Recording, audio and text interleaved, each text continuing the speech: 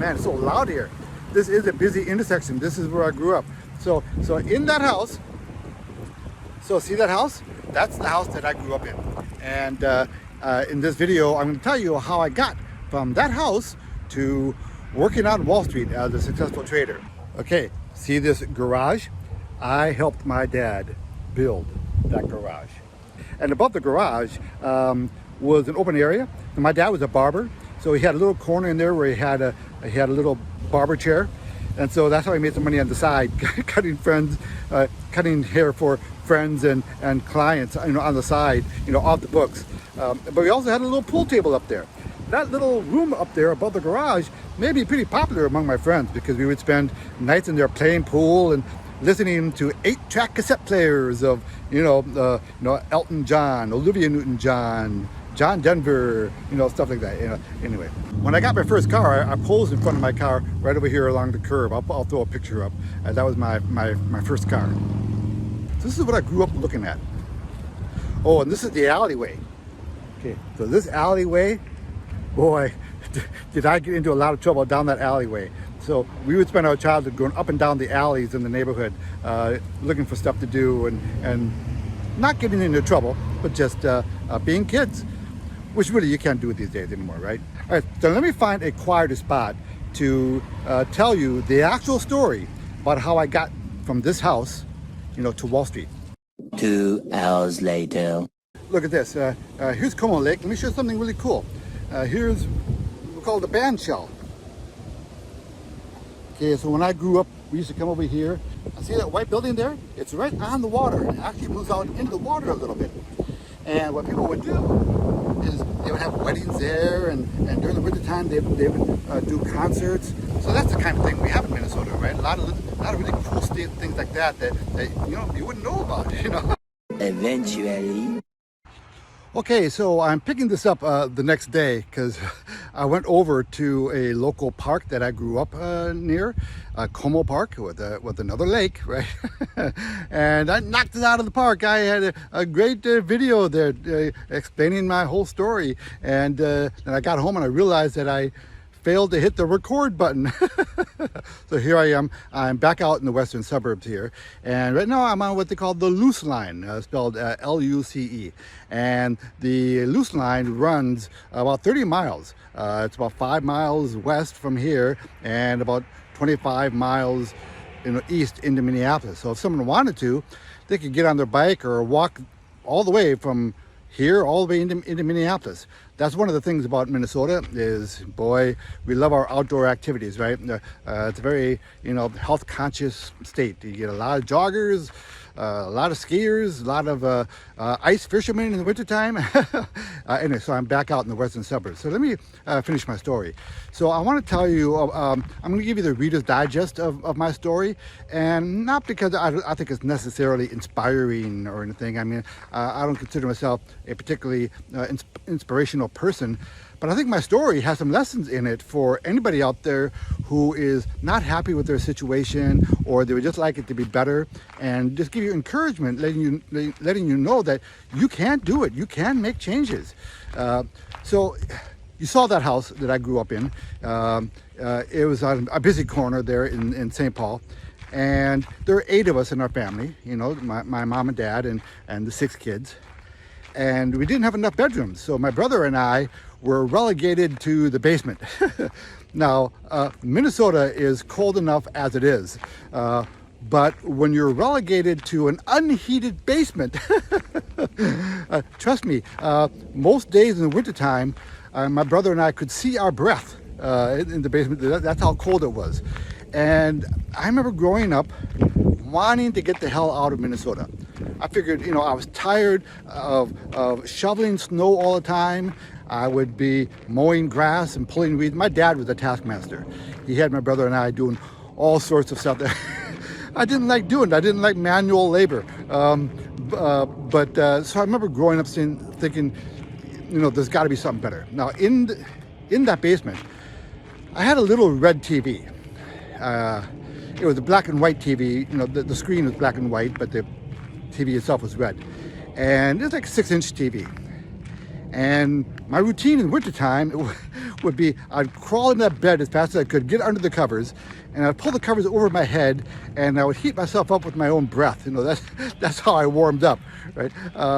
And then I would poke my head out just enough to watch this little TV that I set up right next to my bed on a little table.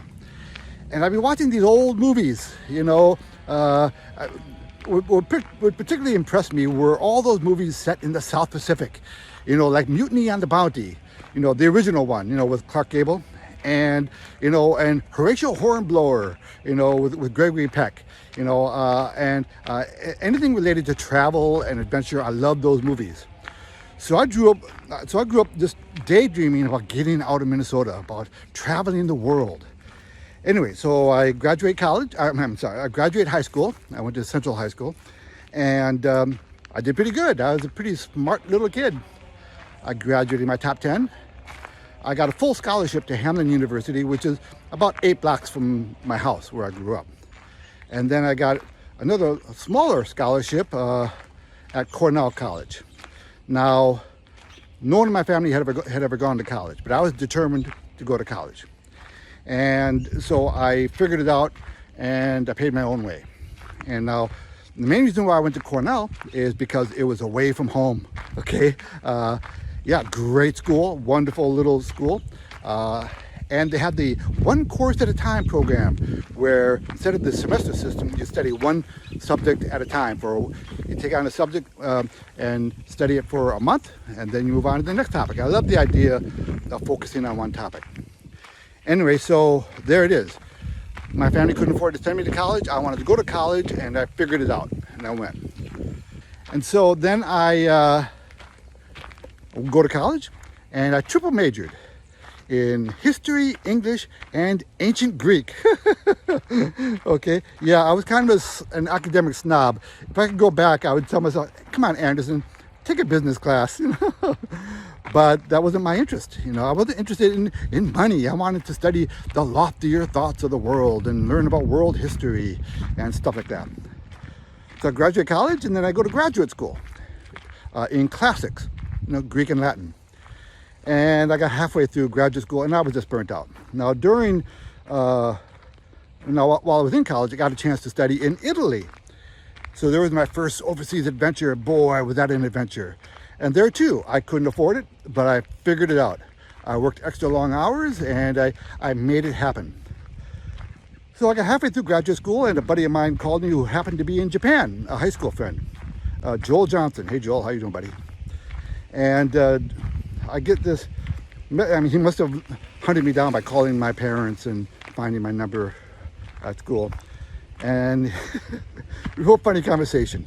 Now, I was just off of a late shift working at the University of Iowa hospitals as a nursing assistant, right? And I was working full-time, and I was studying full-time. I was just burnt out. So I get this call from Joel. Hey, Ed, I'm in Japan. I'm making a ton of money teaching English, and I didn't even go to college. You should come over here. Anyway, it was just perfect. It caught me at a weak moment. I was itching to travel. I was burnt out from studying and working, and say, you know what, let's just do it. So it was one of those just do it situations again. So I couldn't afford it, but I sold every worldly possession I owned, and I had just enough money to buy a one-way ticket to Japan. So I landed in Japan, had $200 in my pocket, didn't speak a word of Japanese, didn't have a job lined up, didn't know anyone other than my friend Joel. I spent the first night with him, and he picked me up at the airport. I'll throw a picture up here of our first night there. We drank a little sake. He wanted to show me all the Japanese stuff, right? So I spent the first night with him and his family that he was staying with, and then I was on my own. I had $200. So I got the only English-speaking Japanese newspaper in Tokyo, and I started looking for jobs. And my first job was teaching English for the English club for a Japanese company called Tokyo Toyopet, which is the largest car dealership in the world, for Toyota. And that was my first job. And then I started finding other little jobs, and I figured it out. And I was there for, over 3 years. Then I met a girl. She was there on a year-long assignment. And about 10 months into her assignment, I asked her out. So we only dated for about 2 months, but I was smitten and I proposed to her. So I proposed to her at the airport in Japan. And she said, okay, I'll marry you, but I'm still going to New York. So and again, I didn't have any money. I was living hand to mouth, right? So a couple months later, I showed up in New York. Within 24 hours after getting off the plane, we got married in front of a judge. And a couple months later, we had the church wedding. So we got married twice, right? We Catholics, we got to have that official church wedding. So that's how I ended up in New York. So we got pregnant right away. And then I had to figure out a way to make actual money. Okay, So what do you do when you're in New York and you got to make money? You go to work on Wall Street. So that's what I did. I didn't have any particular interest in the stock market or finances. Look, I was a liberal arts guy, but I also wanted to be a good husband and a good father. So I figured it out. So I did what I had to do. It wasn't a comfortable fit, okay? It wasn't easy for me. I was just a nice guy from Minnesota at heart. And Wall Street is a rough and tumble place. It is a eat what you kill environment, okay? Pure commission, no salary. You had to make it happen. So that's it. I started out as a stockbroker, worked my way up to trader, which I actually liked. Once I got into trading, then I started to enjoy myself. I had a talent for it. I had a knack for it. And then eventually I became a trading instructor. When my kids got to kindergarten age, I didn't want them growing up in New York, so we moved back to Minnesota. I was with a very large firm. They had a local office, so we moved out here. So I'm still working on Wall Street, right? The term working on Wall Street is an industry term, right? There are people working all over the country who they say, I work, what do you do? I work on Wall Street, even though they're not physically on Wall Street. Now, I was there for 6 years. So I came back home, and by then I was teaching. I was an instructor, right? And I did really, really, really well. So my point to my story in a nutshell is, listen, if you're not happy with the way things are, you have dreams, find a way to do it. You can make it happen, okay? One of the worst things you can do is be comfortable with where you are. Yeah, this is good enough. I'm okay, but you all have those dreams, right? Everyone has those little daydreams of what they would do if they really could do it. So I've got this group called the Hey Ed WhatsApp group. It's a really good community of people. And I show them how to find ways to create streams of passive recurring income. It's not all related to trading, and most of the programs aren't. But it's a really good group of people. And if you think you like to find ways to improve your life, develop streams of passive recurring income, join the group. It doesn't cost anything. You never know. We might be able to put you on a path to achieving all those dreams, or maybe even just one of those dreams. So I encourage you, please, join us in the Hey Ed WhatsApp group. And if you're not a subscriber to my channel, please subscribe. Hit the like button if you don't mind. Again, that doesn't cost you anything either. I give away a lot of stuff, right? Please hit the like button, and better yet, put a comment below because the algorithm really likes comments. That's it for now. Edward Anderson signing out. Copy that.